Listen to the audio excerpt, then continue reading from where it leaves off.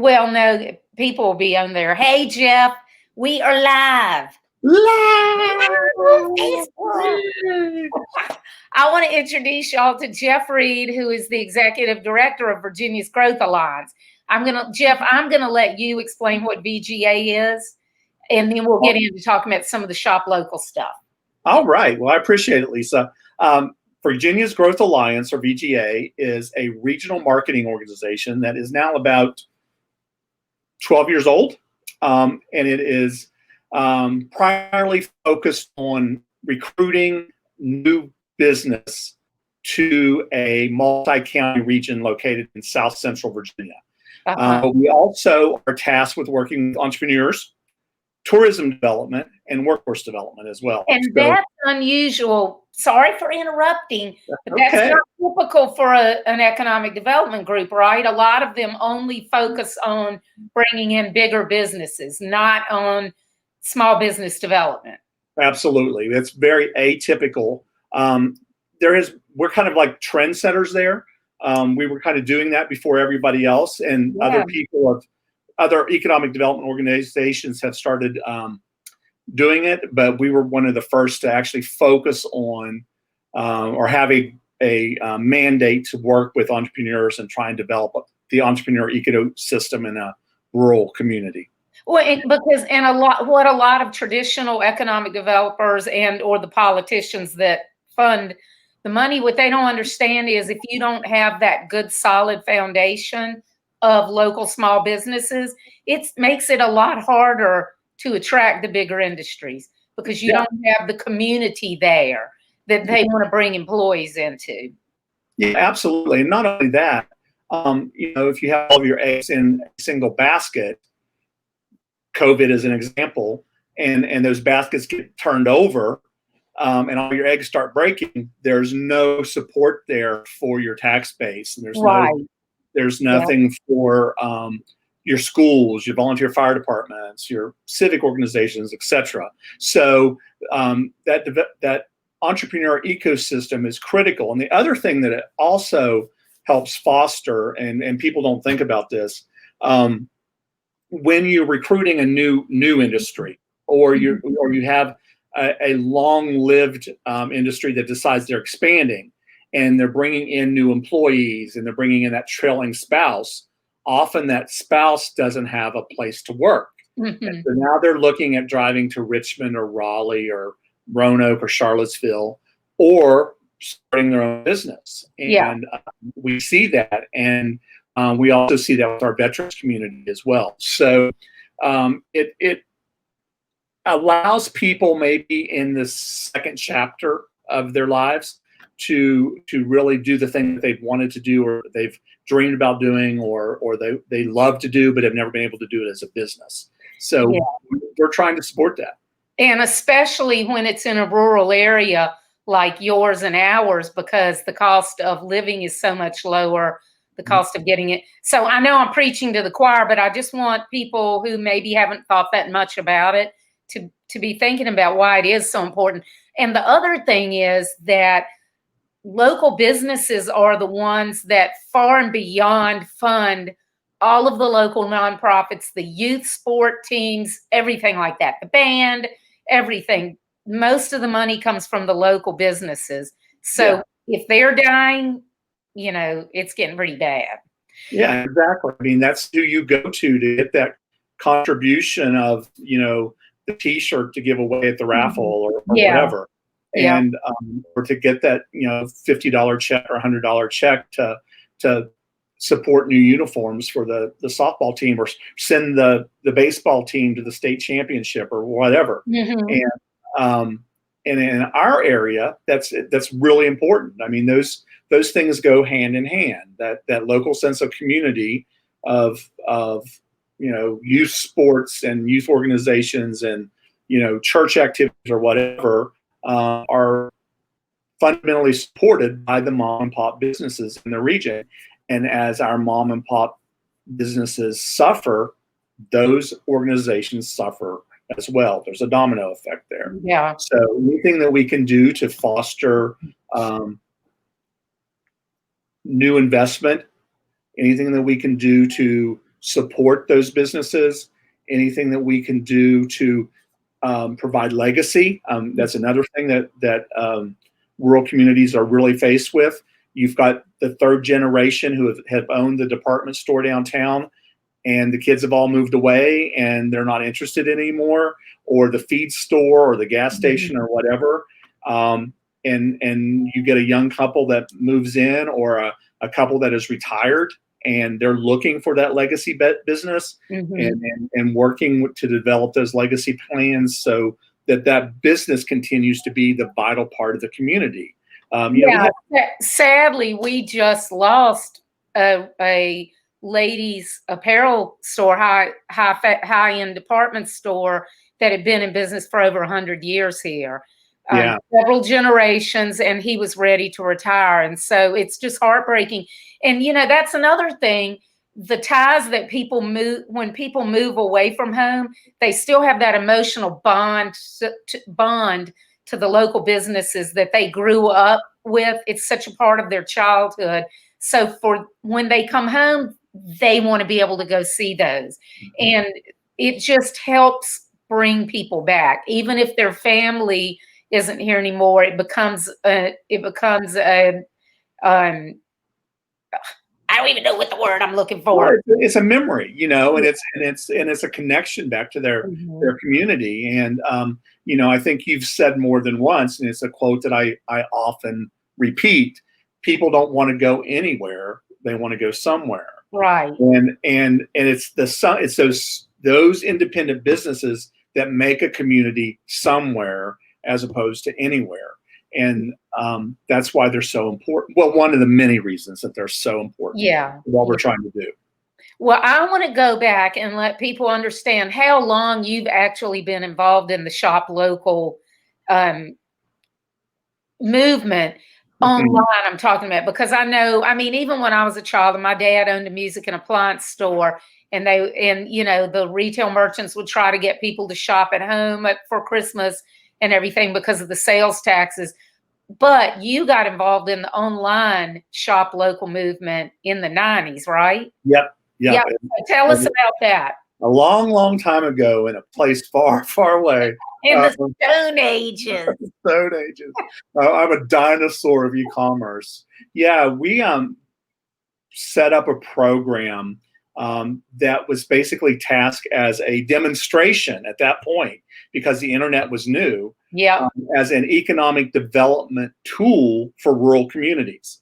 And so the Small Business Administration, through a state congressman's office, funded this initiative called Mountain Made. And it was tasked with putting artisans from Appalachia online and making their products available to a world market, as opposed to just a local market that might see them at the farmer's market or at a little drive-by shop or a roadside stand or whatever. And that was in West Virginia, right? Yeah, that was in West Virginia. Okay. Yeah. So were just West Virginia products at the time? Just West Virginia products at the time. And if anyone's ever traveled the West Virginia Turnpike, there's this fabulous facility in Beckley, West Virginia, that's called Tamarack. And they have hundreds of West Virginia artisans in there, and demonstration studios and things like that. And so basically, that was the bricks and mortar idea. And this was the idea of trying to do something similar online. And to my knowledge, it had never been done before. It was a brand new kind of out of the box thinking that fortunately West Virginia had in its leadership at that time. Well, and that you, I know, because I've worked with you so long, you think out. That's how you think anyway. So they were lucky that they had you, and you were lucky that they were able to think that way. I was the lucky one. Yeah. I was. So, and that's still up and running? It's up and running under a different auspice now. It is now a privately owned business located in Thomas, West Virginia. And I don't know how much of it they're still doing online, but the old company store, anybody that knows anything about Appalachian Heritage understands the company store reference. Yeah. Was redone and made beautiful and alive again, and restored by some very hard work and amazing people. And they're up and running, and it has a different name. And right now that name is completely escaping me. Laura, forgive me if you happen to be watching. If you happen to be watching, Laura, you can comment. Yeah, exactly. Tell us.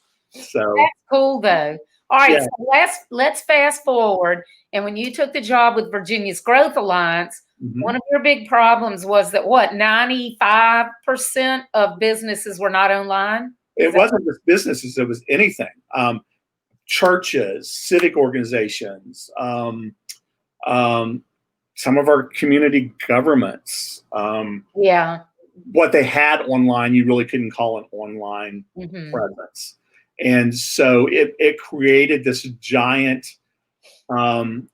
electronic void, if you will, in South Central Virginia. When people were looking for things, they couldn't find stuff. And it created, it really came to a head.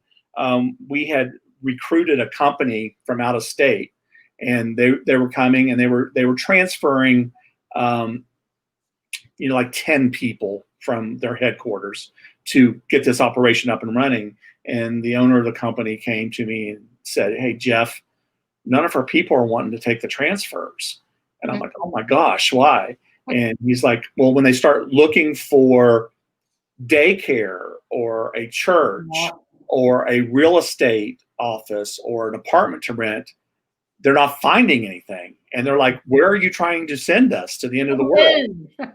And so and we were like, well, okay, we'll get to work on that, And so that's what we were trying to do with this initiative of Shop Local, because the great thing about it is you don't necessarily have to have a product. You also have a service and be on this site as well.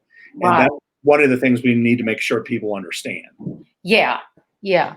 And that's all businesses need to understand, that when you're online, obviously first you want to be online for yourself to make money, but you're also helping the community by giving the community a bigger footprint online. And that in turn makes it easier to market the community to bring in the bigger businesses, which in turn help your business. Yeah, so absolutely. That old cycle. Yep, the whole circle there. Because when companies are, they're doing most of their, especially like site selection consultants, 95% of that work is done online before they ever come to a community. So you don't even know necessarily who's looking at you. And if they can't find you, they can't find these suppliers, or an office supply store, or cleaning services, or an HVAC company, then you get knocked off the list. And it's much easier to get knocked off the list than to stay on the list. Because those site locators can't spend the hours going at and manually researching. No. They can't find it online. It would be almost impossible for them to try to find information. Yeah. Okay, so Shop Local VGA. Let's talk a little bit about that, but I also want to talk about it in general, as far as tips for people who want to sell online, even if they're not doing it through Shop Local VGA. Okay. Shop Local VGA, we started about 6 years ago, and it was funded through a grant through the Department of DHCD. DHCD, Housing Community Development. Thank you. Love.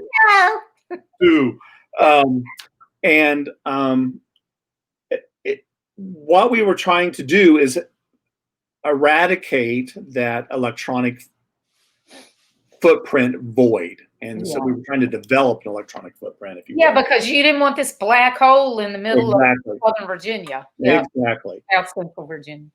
So it's a service that is offered absolutely free. It doesn't cost the business anything to be on it.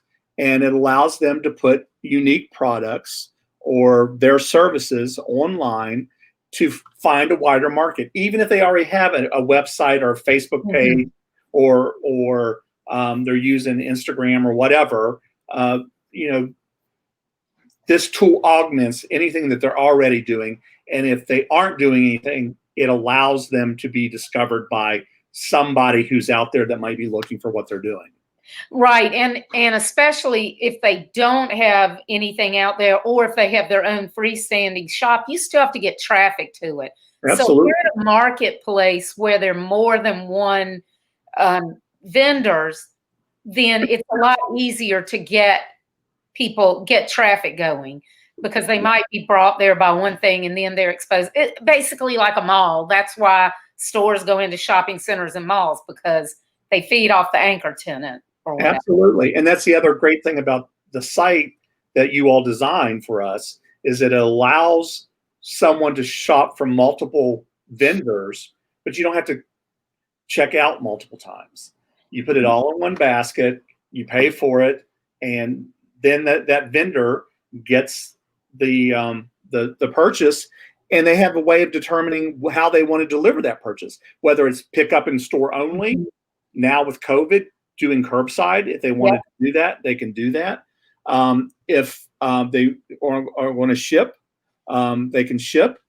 If they're doing a product that is like you bake cakes or something like that, you can have it scheduled delivery or schedule a pickup, and maybe it's available in digital products. Yeah, and may only be available in a 15-mile radius or something. Whatever you want to do, but it really gives the shop owner or the service provider complete control on how they want their product delivered. Yeah. And so, and like I said a minute ago, I was talking over you. I'm sorry. I know you know that I never do that, Jeff. Never, ever. But yeah, people can also sell digital products. So for digital downloads, like if you have an ebook or something, and gift certificates that have a serial number. So let's talk about that for a minute. So we developed this site in 2014, I believe. Sounds right. I think at the time, and as far as I know, I haven't seen any others like it. At the time, it was the only Shop Local site that someone could go on and buy from multiple vendors in one transaction. Everything went through PayPal and went funneled through, and then it went directly into each vendor's account. It didn't have to sit there and wait for us to say, okay, now you can have it. But the buyer, each vendor only got the information about their part of the order. So everybody couldn't know everybody's business. So that worked out well. And then fast forward now to COVID-19, when all of a sudden it's panic time in these rural towns, because people couldn't even go out to the stores in the early part. So Mecklenburg County, which is one of your counties, Tina Morgan, we're going to brag on Tina. Absolutely. She was the tourism director and happened to work for my company back when we developed Shop Local VGA. So she knew the benefits that it offered. So take it from here, Jeff, and tell them what Tina did. Well, you may be better to talk about this, Lisa, than I, because you were more intimately involved in it. But what Tina and at least 3 chambers in Mecklenburg County, Chase City, South Hill, and Clarksville, that I know for certain, and I don't know if it was those 3. Okay. They got together and said, we've got to figure out a way to get some cash into some of our small businesses' pockets. And so Tina, as director of tourism, put up some funds, and then the town blessed them, and the leadership from the towns. I mean, this was not something that was being done, as far as I know. I haven't heard of anything else like it, and I'm so proud of them. These little bit towns that they're like, you know what, we're taking care of ourselves. We're not going to wait. Yeah. And so they put up some money as well. And so I believe at the end of the day, there was about $20,000 to $24,000. Yeah, I think it was 22,000. I think. Yeah. And of match funds. Yes. Yeah. And so then what they did through you all is set up gift cards, and it allowed the people to go online and purchase a gift card. And if they spent $1 through the tourism office in Mecklenburg County, they matched it with $1. Right. So now the company was getting $2 as opposed to $1. Yep. And all that money was staying local because they were only doing it with local businesses. Yeah. And it was getting, as far as I know, directly to the businesses immediately. Yeah. And yeah, it was awesome. So what happened is the county put up a certain amount. They let Tina's tourism office change the bucket that her funds were going to go into, put it towards that. And then the 3 chambers each put up certain amounts. So the businesses within the county, if you were to buy a $10 gift certificate, you got a $20 gift certificate. And so you got $20 for your $10, and the businesses got $20. Initially, the money went directly to the chambers initially because we were using their PayPal accounts just to keep it simple because we had to do it so quickly. Right. We set it up so that the 3 chambers were kind of like the vendors and their businesses were the products. So if you owned a product and somebody bought a gift certificate of yours, the digital gift certificate had your logo and everything and a very specific serial number that was assigned to you. The money went into the chamber, and then immediately the chamber reconciled everything and sent it out to the businesses. And the thing that I loved is the businesses ended up with $44,000 cash flow that they would not have had otherwise. Absolutely. And the citizens ended up with $22,000 extra dollars in their pocket. Yep. Because they got to buy it for half price. And almost everything that I've seen nationally, anything that I've paid attention to, any kind of incentives or initiatives, I haven't seen anything that benefited both sides right then and there immediately. Exactly. And I know, for example, one of the people that actually came and commented on Facebook, she bought gift certificates for her child care center. So can you imagine, parents who need to have their kids in child care? Of course, we love our children, but that's a huge expense. And to be able to get it for half price is awesome. Absolutely, especially if you're not working or you're working reduced hours. Yeah, so that was the other thing. They were good. They're good through like whatever the end of the year or something. They didn't have to use it like within the next month because they didn't know when the shutdown was going to end. Yeah, exactly. And I think that just the fact that it's sold out in barely 2 hours. Yeah, less than 2 hours. Crazy. It probably would have sold out more quickly if it weren't our first time. Oh my gosh. Yeah.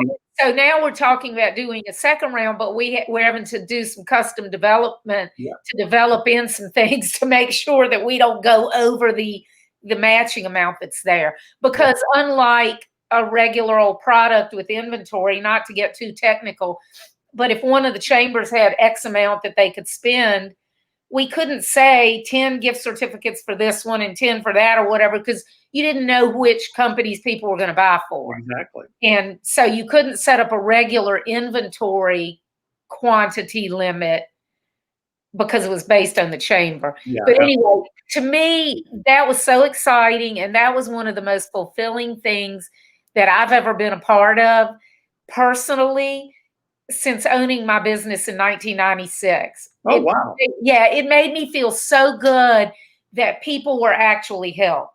Because a lot of times we do work and we know that it's great work and we know it has lots of potential, but people don't really do with it what they can and should. And so I'm just so thrilled and proud that y'all did what you did, that Tina took the bull by the horns and did it. Yeah, absolutely. And I think that the fact that the public is clamoring for it again, saying, I'm going to do this again, please do this again, is just testimony to how, one, well it went, and two, what a void in the market it has filled. Because it is stretching our hard-earned dollars further. And right now that's critical for everyone. everybody wants to support their local businesses. At this time, people feel really strongly about wanting to support them. I had a lot of people contact us once it was over, and they said, I want to buy them even if it's not matching. Can you please put it back up and let me buy it at the face amount? And we couldn't make that decision on our own because, all the players involved. And I imagine at some point we will, but they do plan to do another matching round. But that's how excited people were. And I'm hoping that other localities will take a cue from y'all and do something similar, because it put the money in the community and saved money, but it also created a real sense of civic pride. There were so many people talking about it on Facebook that afterwards they were just so excited. Absolutely. And people noticed it from around the country as well. People reached out to Tina and said, how did you do this? What's the process? Da, da, da, da, da. So it's a template. Yeah. And it can be replicated very easily. Yeah. And at this time, when speed is of the essence of trying to keep, dollars in our businesses' pockets, that's absolutely critical. Yeah. And, so we're trying to move on with that and build on that success and just keep moving forward and keep our businesses up and running, because Main Street matters. Yep. So let's talk about some of our tips to businesses that want to sell online, whether they're selling through Shop Local VGA, through some marketplace somewhere else, or their own store. Let's talk about some tips for that. Well, I think the first thing that they need to really think about is what they want to sell. Mm-hmm. And it needs to be unique. Right. The more unique it is, the better chance they have of actually making a sale. But at a decent price. You don't want to sell a commodity that somebody wants to pay the lowest price they can possibly find. Yeah, absolutely. You want to maximize that dollar. And which is one of the things we found out with Mountain Made, is that so many of our artisans were undervaluing their work because they were used to a walk-in market and not a global market. Right. Whereas they were used to selling, this necklace for $4.95. Mm-hmm. In the global market, it'd sell for $49.95. Yeah. And that's a big difference. Yeah, for sure. Bottom line. The other thing is to, even though that you are, I'm encouraging you to sell something unique, don't be afraid to think outside of the box. If you don't make something, it doesn't have to be handmade. Mm-hmm. It doesn't have to be something that is custom or something like that. It can be something as simple as a T-shirt or a pint glass from a restaurant or a winery or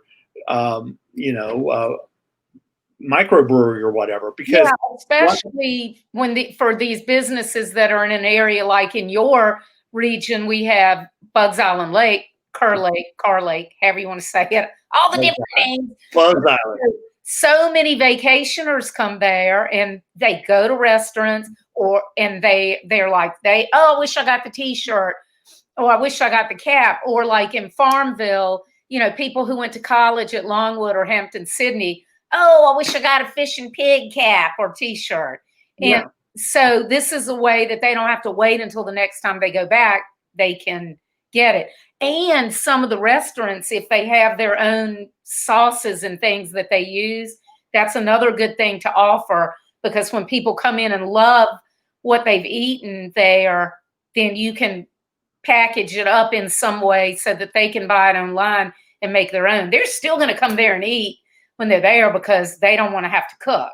Yeah, absolutely. And even our local chambers, so many of our chambers have merchandise that they sell. Yeah. But it's almost impossible to get on the website. And another thing is we have so many of these festivals and fairs not this year. Yeah. But maybe that's maybe an opportunity, a marketing opportunity. Yeah. That they sell these T-shirts or caps or whatever commemorative things to go with that year's event. And if they add them to the website, they can pre-order and get orders for them, and they know how many they need to sell. So it's a win-win all the way around. And again, we don't charge them anything. We don't take a cut. We don't do anything like that. It's there, and you all support it. And the only thing they pay is the PayPal fee that they would have to pay no matter where. Exactly. Yeah. And we help them get set up initially for free. But businesses that want more help than the initial amount, we can't do everything for everybody, but we help them get get set up, the first thing set up so that they understand. But businesses who want more, if you're just like, I just turnkey, I don't want to even have to deal with it, then we have packages that they can pay for it also. I was going to say about the festival, I'm proud of the Halifax County Chamber because the Cantaloupe Festival was supposed to be in July, and they've had to, of course, cancel it. But instead of just totally canceling it, see, this is the 40th year. So it's a really special year. And so instead of canceling it, they're doing Cantaloupe celebration packs. And so you can order these packages from them. And I can't remember the details, but it's different level packages, and it'll have different types of food like barbecue from one place and, cantaloupes from another. So you can still buy some of the things that you would have eaten or drank at the festival, and you can still feel part of it. It probably has a T-shirt in it and stuff, but we just can't all be together. But I thought that was a good idea, especially since it's the 40th year, because you don't want to miss that continuity. Yeah. It's a really big deal that a festival has lasted 40 years. So you need to commemorate that so that 41 isn't kind of like, oh, there wasn't one last year, Yeah, absolutely. Yeah. So do you have any other tips or anything that you've seen that you've noticed that you think that businesses should pay more attention to? Well, I think, the main things that jumps out as unique and something that you can only get here. Or if you're providing a service, I was looking for somebody to clean my house. Yeah. And, we don't have the yellow pages anymore. You can't go look these things up. And since so many of our businesses aren't online, if you put in, house cleaning in my area, you don't get a lot of hits. So, a service like that you do, we write it home on this website. That's it's not true. you have to have a product. They could sell gift certificates and let people buy ahead of time and then book later, or they could use Shop Local VGA as kind of a staging place for people to learn about them and then link over to their own booking system if they have one for people with appointments. And it's not difficult to set up a booking system. There are lots of options out there, and you can sync it up with your Google Calendar. So if you enter something yourself in your Google Calendar, it will block it off in the booking system. So you don't have to worry that you're double booking things. And the other thing too is if they set up the PayPal account, the PayPal account, then I don't have to worry about leaving a check on the dining room table or leaving cash. And then I forgot to do it because I was running out. I can just pay right online, and the service is paid for. And they get their money faster. Exactly. You don't have to worry about if a check bounces. I know a lot of people are like, I don't want to pay the credit card fees. 96.75% or whatever it is of something is better than 0% of nothing. Yeah, 100% of nothing. Yeah, 100% of nothing. Yeah. Thank you. I used to be an accountant. I really used to be able to add it back in the day before I gave it all up for this wonderful world online. So people need to understand that's a part of doing business. Yeah. And, it's just like you go to a convenience store and you pay a little bit more because it's convenient. You're paying that little bit of a fee because you're getting the money right then and there, and you don't have to worry about a about a check bouncing, but you also have the impulse buys. Yeah, exactly. And as we talked about earlier, there are a lot of businesses, even if they don't sell a thing or that they feel like they can sell online, they can have caps and t-shirts. Sorry, I have something in my eye. I actually saw something really cool last night on LinkedIn with one of the veteran-owned businesses that I follow on LinkedIn, and they make some kind of, I think it's like safety equipment, but somebody had the brilliant idea for them to have these t-shirts made. It's a t-shirt with the name of their business, but then it's got like the bright yellow or orange stripes going through it. So it's like a safety shirt. Okay. So, and they put it on, it was just like a whim. And they have sold so many. I saw a picture, they have like boxes to the ceiling. And it's like, that's not even their core business.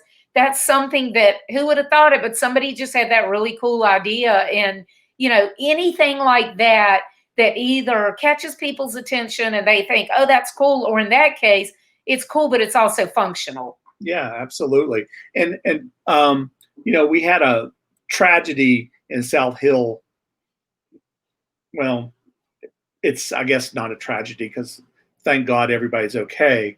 But, you know, Brian's Steakhouse, our long-term iconic restaurant in South Hill, burned down, you know, and immediately one of the local shops put out T-shirts and I think baseball caps and even travel mugs to raise money for those employees.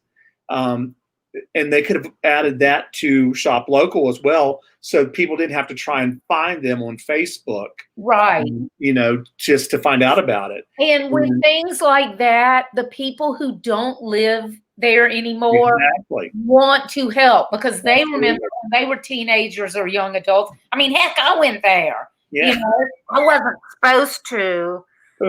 Back that far from home, but I stuck, and you know, we just put gas back in and got it back.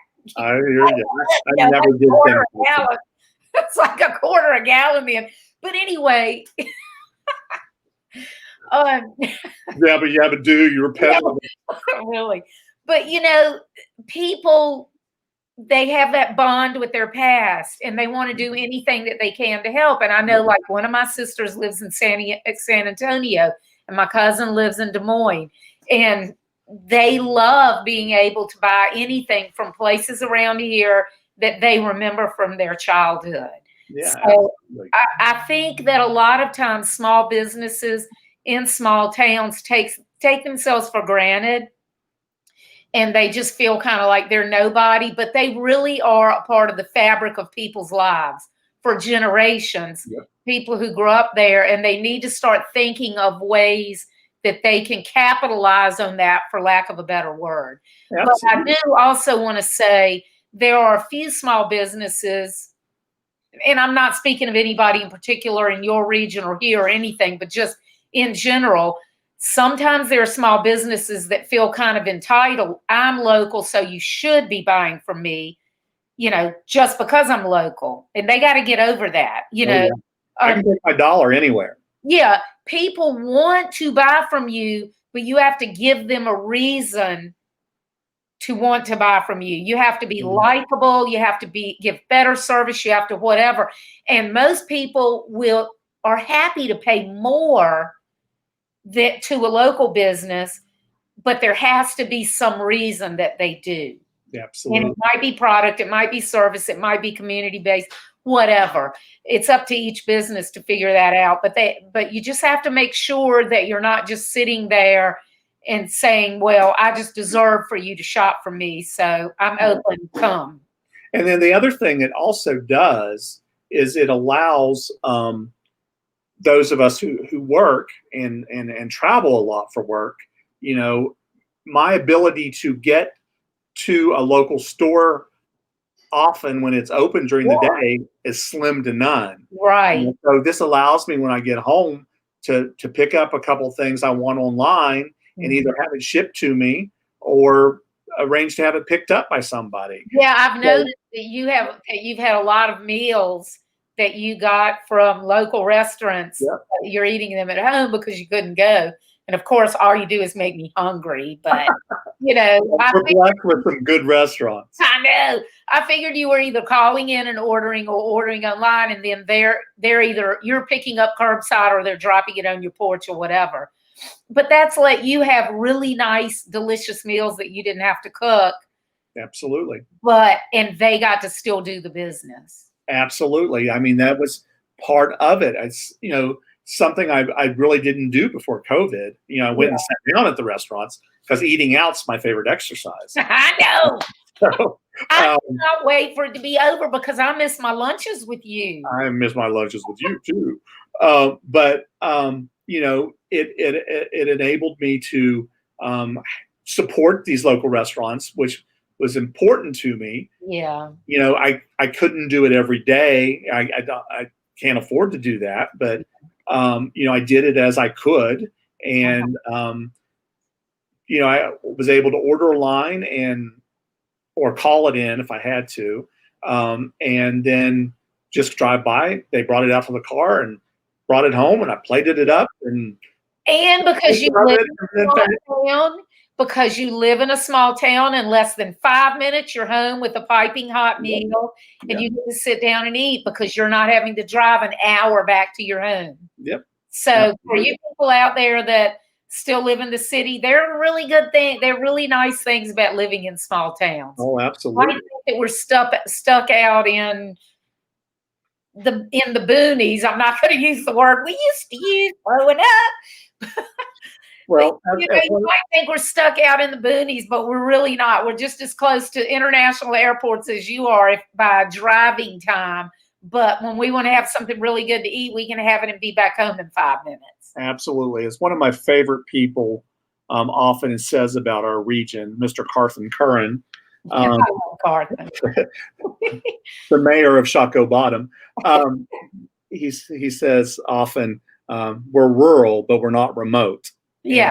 And that internet cable helps ensure that we're not remote. So you can order, ship, supply, work, online if you want to telecommute or whatever, like so many people are having to do right now, that you have that access and you can do that from right. For our area of Virginia, we have fiber broadband. So we're putting in a plug, economic development. You need to come down to rural Virginia because we have fiber broadband backbone. We within an hour or so, depending on where you're at, to 2-3 international airports. Yep. We got a lot going on. Major highways, interstates, mountains, beach. Plus, you have me and Jeff. Well, you are the more important. So, and the other thing that we've got going on, Lisa, and I this is kind of brand new, and I'm excited about it. And we were recently, I have a cohort just to the west of me, the amazing Linda Green. Oh, yeah. Who is the director of the Southern Virginia Regional Alliance. And we joined forces to apply for an emergency grant for the region. And we were recently awarded about $925,000 to assist businesses. My biggest fear is that many of our businesses survive the first round of COVID. Yeah. But if we get a second round of COVID, are they going to be able to hang on? And with all of the new regulations that businesses are having to face, and not only businesses, but service organizations and everything else, the cost to implement some of this stuff, when they have no cash coming in, are they going to be able to survive that part? And so we wrote this grant, and Linda wrote this grant. She gets full credit for that. Linda's awesome. She's awesome. Yeah, we need to be able to duplicate her. and duplicate you as well. Yeah. The Bridge to Recovery grant. DNA and put us in a little petri dish, or however the heck they do it. There you go. But the Bridge to Recovery grant, we're setting up a consortium to allow businesses. Let's say that you are a accounting firm downtown, and nobody's had income for 4 months or 5 months. So what's that going to do to the accountant? Right. Yeah. Who's used to doing payroll, bookkeeping, and things like that. And when the businesses are closed, what do the cleaning companies do? Exactly. Or conversely, you've got to clean your business now every other day to make sure that you're COVID compliant. Yep. How do I find the cleaning crews to come do that? Right. So we're putting together a consortium, if you will, of trying to get all the services that we can think that any business might need: accounting, legal. You used to make a widget, but now you're making PPE. Well, what happens if your PPE is flawed, or somebody has a rubber rash to it, or whatever the case? What's your liability? Yeah, and that's something that most people, other than the owner, probably would never even think about. Exactly. And in our eagerness to respond and help with the situation, we think we're doing a really good thing, and a really good thing comes back to bite us. And that, we don't want that to happen to any of our businesses. Or if you've never set up that website, or you've never done social marketing, or you want a firm to handle that part for you. Well, what we're trying to do is put all of these services, everything that we can think of, into a basket, if you will, and let the businesses reach out to the Chamber of Commerce, who are also being decimated by the fact that their businesses can't pay their dues, and they're not allowed to do their fundraisers and all of these things that are going on. So Shop Local, if they have those products, gives them another way to get that income in. But put this consortium together so that when they call the chamber, or they call Linda, or they call myself, they say, we're looking for somebody to help us with X. Whatever that X is, we're hoping to have the answer. And the Longwood Small Business Development Center and Sherry McGuire and her folks are going to play a big role in this, in helping support us in this, and help us find those businesses to put in this consortium. And let's say that you are, I just want to think of something offhand, a business, a daycare center that's getting ready to open back up. They've had to be closed. And now you've got to figure out how you're going to social distance and keep the kids apart, how many kids you're actually allowed to have in square footage, how you're going to do your meals if you're providing meals, how you provide that personal protection equipment, all of those things. Well, all the people that can answer this question are going to be in that consortium. And let's say that that's going to cost your business $5,000. Well, you'll be able to apply for a grant for up to half of that. That's great. But it's overwhelming. So overwhelming to even think about, much less to pay for. Exactly. And the good thing is that you don't have to worry about paying for it, because we pay the providers directly. So if you end up dealing with 4 different vendors, you're not going to have to pay 4 different vendors or do any of that stuff. You're going to just pay your 50% to us, and then we're going to pay everything else. That's great. So it's a really unique opportunity, I think, for our businesses. It's, again, the Go Virginia Region 3 group funded that, and I think, again, it's the only model like it in the state that's doing something like this. Because we couldn't, like some of the CARES funds and other things, we couldn't pay utilities, we couldn't pay salaries, we couldn't pay rent, but we figured out what we could pay and support that we felt businesses would really need, and that those are the holes we're trying to plug for them. I think that's wonderful. So they just announced that grant today, right? Today, yeah, So today. Virginia did.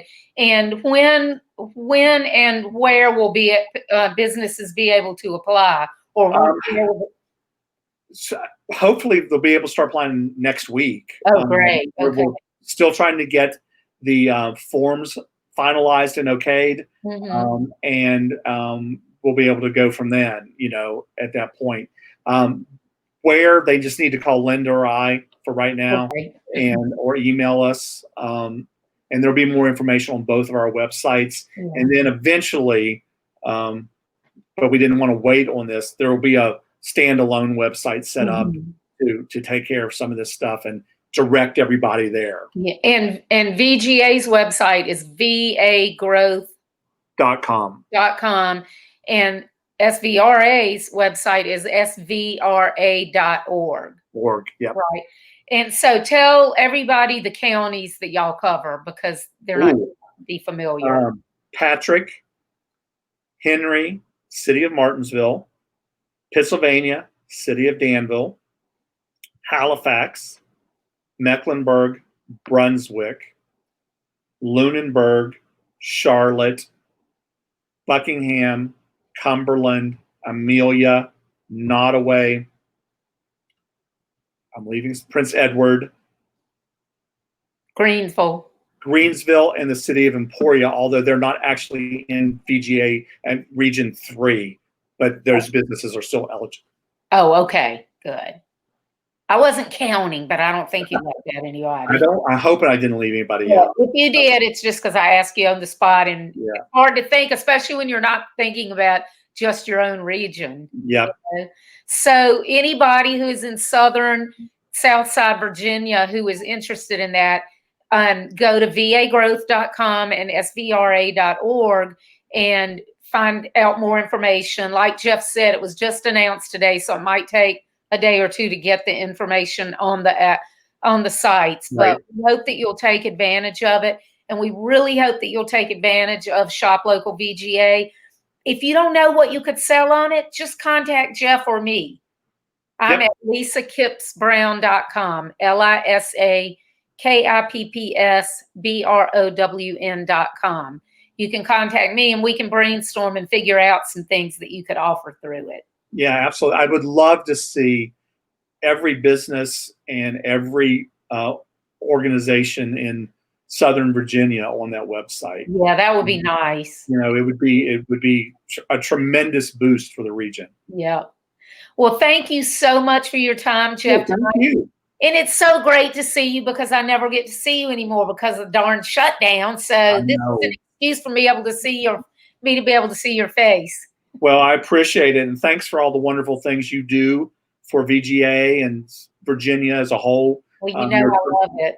You're a tremendous resource and an advocate for everything we do, and I appreciate you.